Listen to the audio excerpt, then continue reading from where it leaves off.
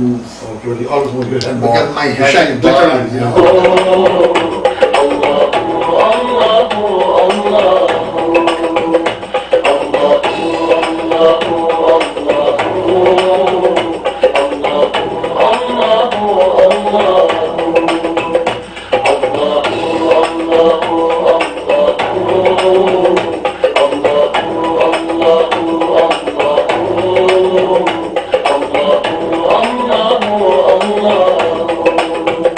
Truly He is the one, He has no father or son. Truly He is the one, He has no father or son. Everything in creation was by Him begun. Everything.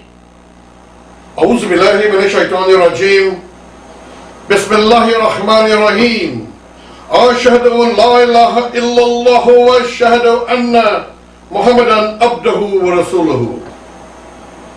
I seek refuge from the evils of Satan, and I begin in the name of God Almighty, the most gracious, the most merciful.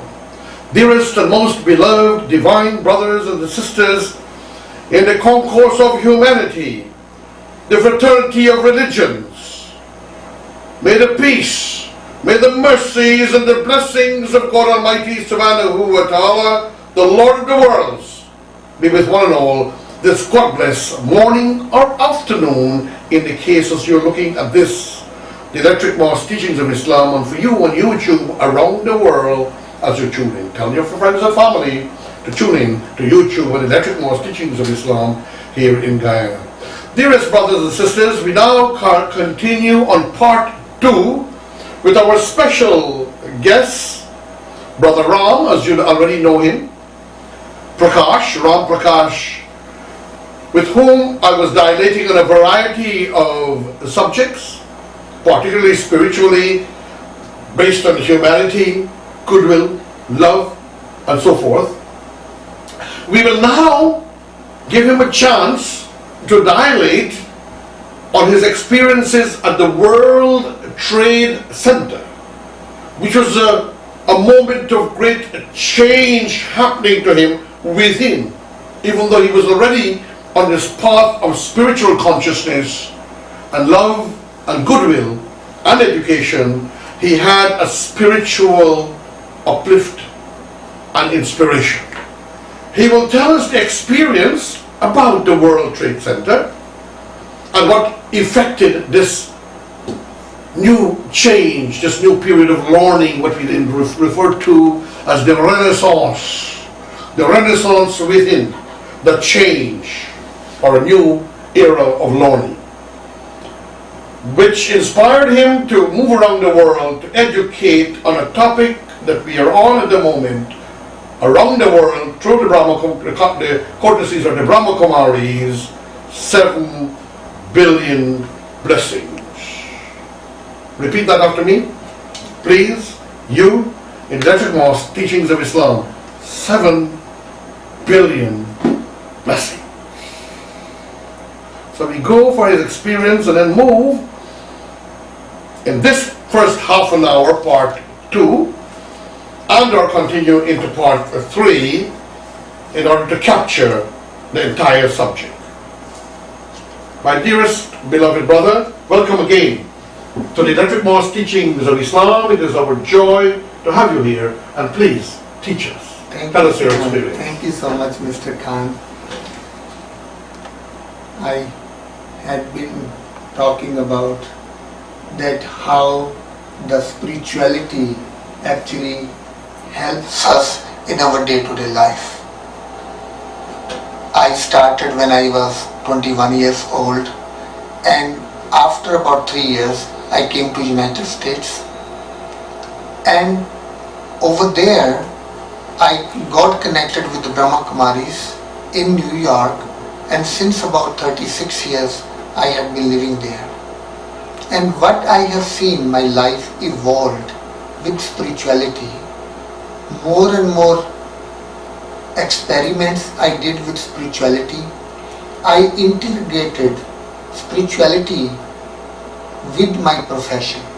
Somehow or another, being an engineer, I always used to think two things particularly. One is spirituality to be made comprehensive, which a regular person can understand, like how we do meditation. And second thing, that whatever I learn in meditation or whatever I inculcate with knowledge, it has to be applied in my day-to-day life. Only then it has a value. And that is what I did with my life, that I was seeing that getting in tune with God is meditation for me. Like I am soul, God is supreme soul, and when I am soul conscious, the qualities of God, which is love, peace and happiness, it start to flow in me, and I can say I am in tune. Like in the radio, when I am in tune, the music starts. When the band is in tune, the music begins. Same way, when I, the soul, am in tune with the Supreme Soul, the love start to flow, happiness start to flow, and then I know that I am in tune. That means I am in natural meditation and I am feeling happy and peaceful. And I felt that when I integrate that love and happiness into my actions, I can increase the value of my actions. That is where I really started to work even in my profession, that I can do the same job anybody else is doing, but if I add love and peace and happiness in that action, I can be more efficient in my work. I can get things done, but other people will do in 4 hours. I can do it 3 hours, for example. And this is how I saw successful life. As being an engineer, I noticed that I could help other people. And I could really be happy at my work. And I noticed I was not getting tired at my work. I learned how to get into unknown territories, because I find in the profession people think they are tired, and I find one of the reasons getting tired is comparison, jealousies, putting people down. And I noticed somehow or another I just could not do that. That in order to grow, I will bring somebody down. Somehow or another I felt there is a way where there could be win-win situation. And how that win-win situation could be, win-win situation can be that I really had feeling in myself that I want to send everybody winner. Even when I am dealing, for example, I am dealing with some people, I used to think that rather than they have to take my final offer, I will accept their final offer. Because I have seen usually people fight for very small thing. Like when we are dealing with somebody, we are bargaining, and little by little we keep on coming closer and closer and closer, and sometimes we break the deal when we matter of only a small portion we disagree on.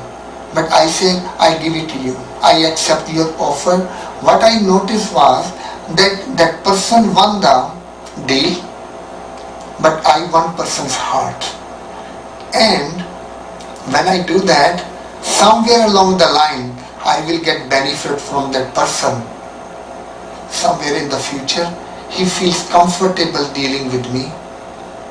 And also, I have created a friendship with that person. It works. Making people winner, whosoever is dealing with me. So, I used to see that in my office, same way that I want to help whosoever is there. And that is what my experience was with the World Trade Center, that people knew that I do meditation. People also used to see that I can get things done in time, but I was not getting upset. And once they see me that I am able to accomplish everything what they ask for, but I am not getting upset, And that's when they will ask me, how you do it? And I used to say, I do meditation. And that is how I could see the practical benefit of meditation coming in my life. So in the World Trade Center, what had happened on September 11, 2001, I was sitting in my office and the plane came and hit the building, and my first reaction was, oh, it's an earthquake. I was really, because I was sitting on the chair, my chair went on one side, then other side, I could see the outside the window 6-7 feet maybe the building shook on one side, then other side. Then I knew that it is not an, because then it came to standstill, I knew that it was not an earthquake, because an earthquake, the building continued to oscillate, but did not happen. So then I thought maybe a small plane must have hit the building. So people come and ask me, now what should we do? And we started to discuss, and I said, we should really move. We should start going down. And we started to go down. And after some time, people started to say, second plane hit the building. And I remember telling people, shut up, don't talk about it, don't create panic amongst everybody. And what happened, the second building was hit later, but actually started to come down before our building come down. And when the other building was coming down, the whole time our building was shaking so badly when the other building was collapsing. The floor is shaking underneath us, walls, ceiling, everything is shaking, and the plaster is falling. Very kind of different kind of feelings we had. The pipeline is rattling, and this alarm system is going off, and lighting is flickering and all that. So that is where people start to get into panic. And then what happened, after some time we came to know we have to change our stairs. Reason being, our stairs got blocked by the debris of the falling of other building. And we went into the second stairs. Sometimes people ask me, what about the elevators? You didn't use those elevators? I want to tell to the listeners one thing, if anybody doesn't know, in the time of emergency or the fire, we never use elevator. Do you know anybody who used elevators and got destroyed, or you couldn't learn that later? I did not think about it. Yeah, because you were struggling to get out. But I knew that because I was also in many ways dealing with the emergency situations There was a lot of fear and terror, That's right. blood, I broken. did not witness. I saw the burnt bodies, people when they were coming down. Like the firefighters were helping them to come down. I could see the open skin, the burnt skin and all that. So that is where we were getting stopped again and again. And so we came to the second stairs, and after some time we started to experience water gushing down the stairs very, very fast. And what had happened was that the pipeline must have broken, and all the water with such a speed was coming down. We were holding on to the railing so that we don't just go down. It was such a high speed. And after some time we found out that we have to change these stairs as well, because stairs must have broken from underneath because of water or any other structural failure. In order to go into the last stairs, we have to go through the total dark corridor. Water is falling on top of us, water is under our floor, under our feet, and once in a while somebody will turn on the flashlight, and what we will see is the wires hanging on top of us, and we had to duck down and slowly walking, holding the wall, little by little we moved into the corridor and finally reached the stairs, and then we come down, and we must have walked 4 or 5 minutes. And what we noticed was the ground is shaking underneath, and we looked back, our tower was also collapsing. We were so close. If the tower had toppled in our direction, we would have been under the tower. But it did not happen. The tower came down straight and we ran from there. And finally, people did not want to leave me. So there are some people who were with me and they asked me that we want to be with you until we feel safe. So we have the Raj Yoga Center in Manhattan, in New York. I brought them over there. We offered them food and then they did some meditation. At night, everybody, when the train started to run, we all came home.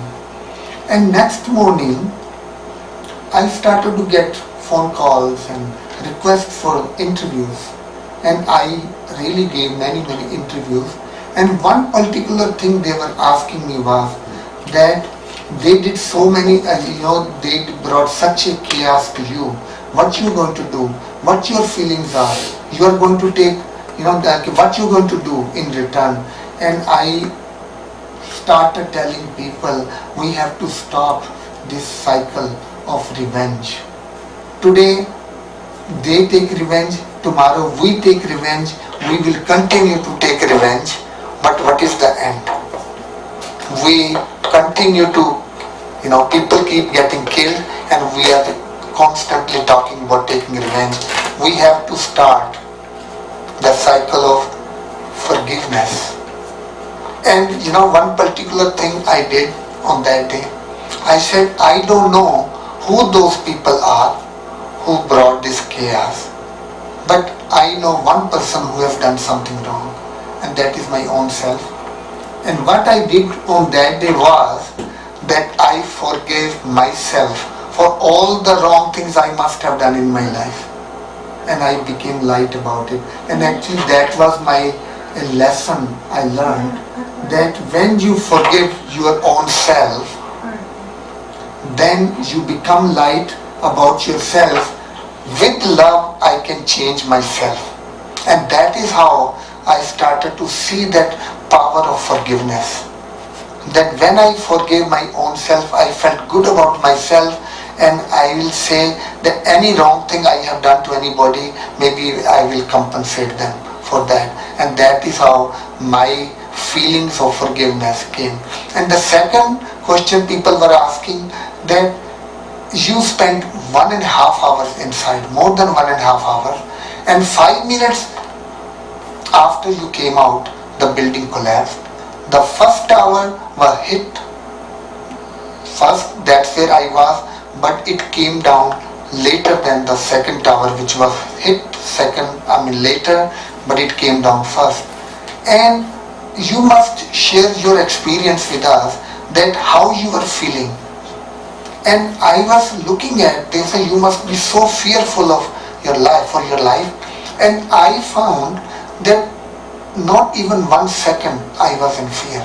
And I am amazed at that, how it could be possible that I did not have any fear in me. And only thing I could think of was, because I was trying to help people in my own way, and because I was trying to help other people, my own fear never materialized. I'm sure that the listener must have that experience in their life too, that whenever you try to take away other people's pain, you helping other people, your own pain does not bother you. You forget about your own troubles and pains, and that is what my experience was, helping others really helped me. And that is why there is a saying goes, that if you keep on helping or removing other people's sorrow, God will remove your sorrows. When you help other people, you get helped by God. And that is my practical experience of that moment. That was an amazing experience, and I guess, has this ever bothered you? Have you ever had nightmares? Up till now, it's more than 13 years, not a single nightmare. What do you think is responsible for you not having nightmares?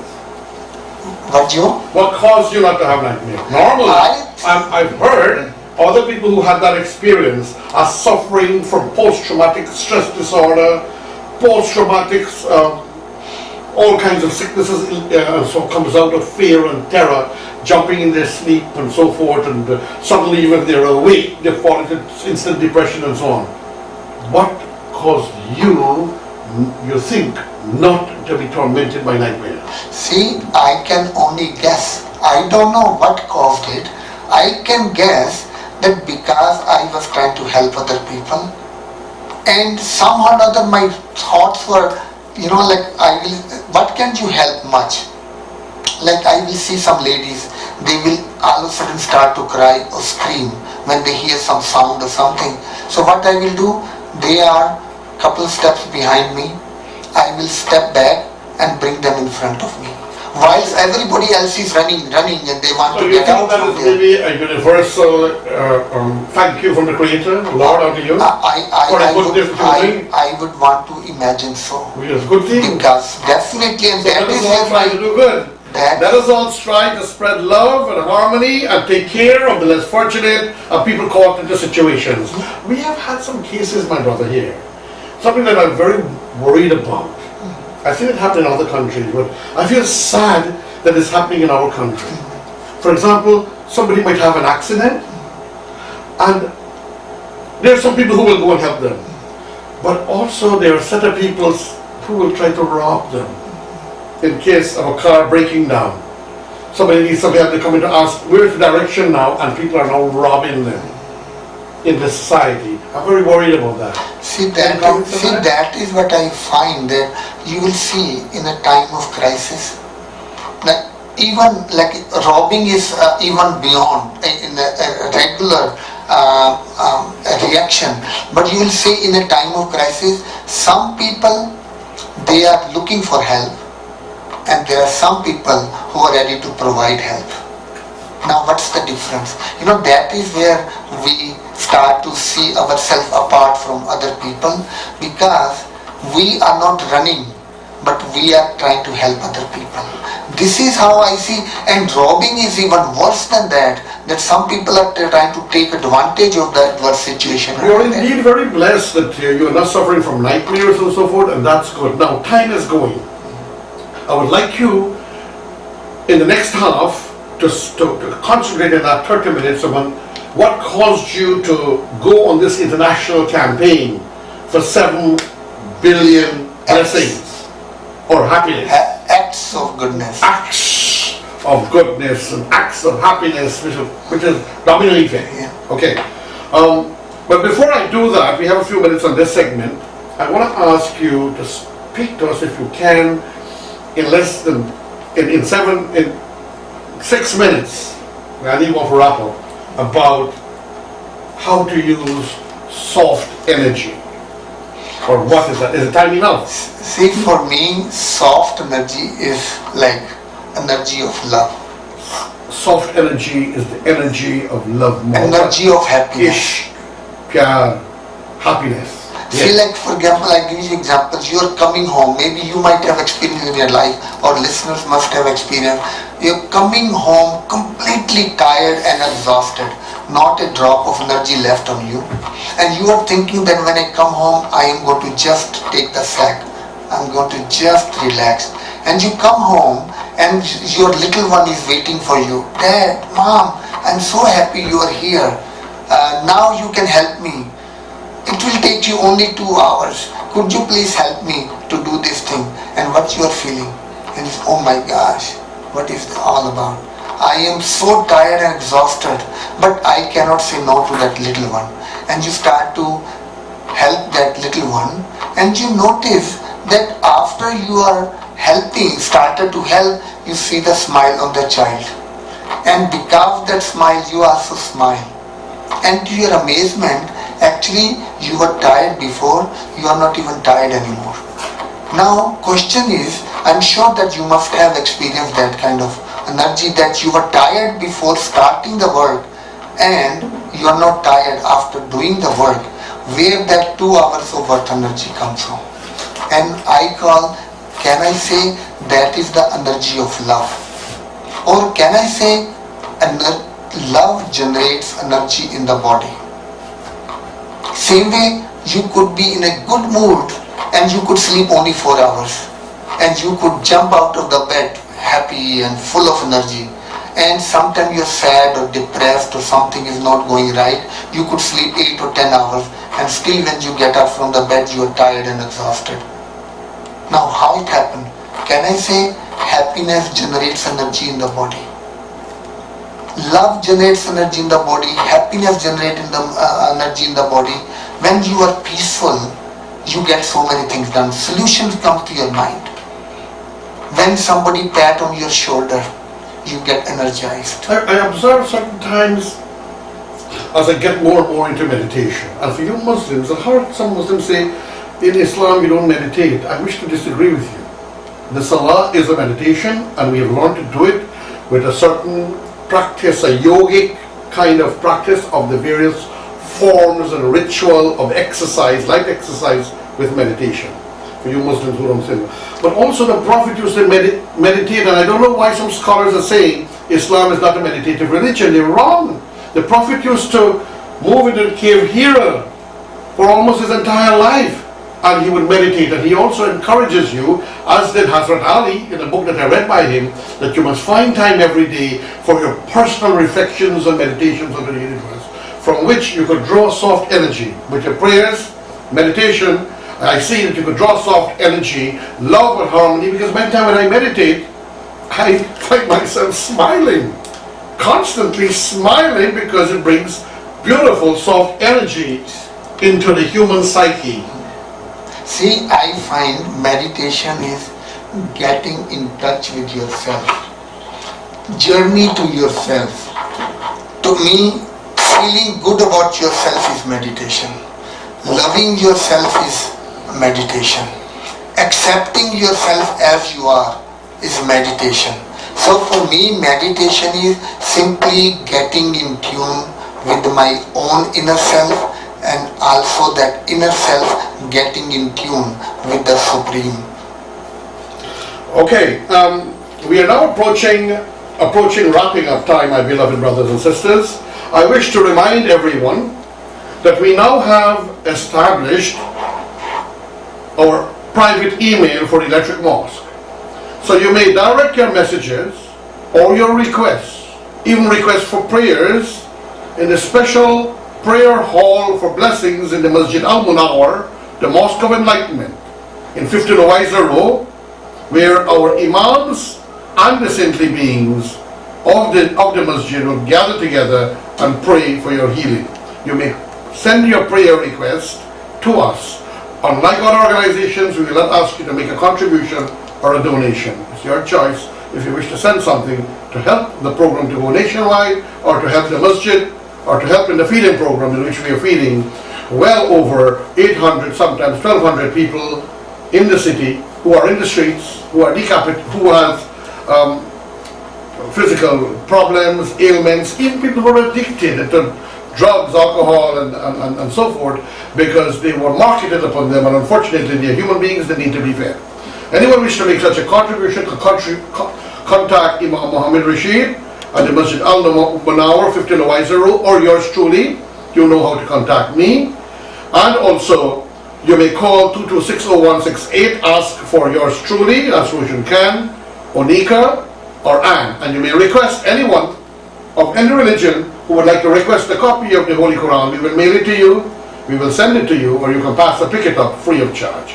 If there is any other religions, my Christian brothers and sisters, my Hindu brothers, Dharmic brothers and sisters, if you have a Bhagavad Gita, a book or a manual or something of religion and spirituality that will spread harmony and love, and you'd like to spread it, give us the message. We will read the message on the Electric Mosque Teachings of Islam for harmony and love, and we will also be prepared to invite people to come and uplift a copy of your Bhagavad Gita and so forth.